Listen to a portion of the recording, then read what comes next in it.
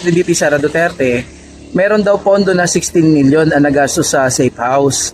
Isa yun sa mga dahilan kung bakit siya gustong i-impeach sa mga ibang opisyalis ng gobyerno.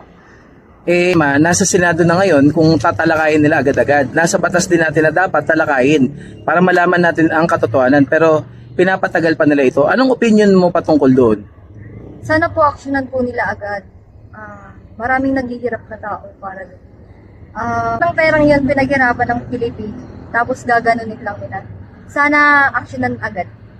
So, ma-actionan po agad yung issue na about dyan kasi hindi lang naman po kasi yung about money yung pinag-uusapan dun eh.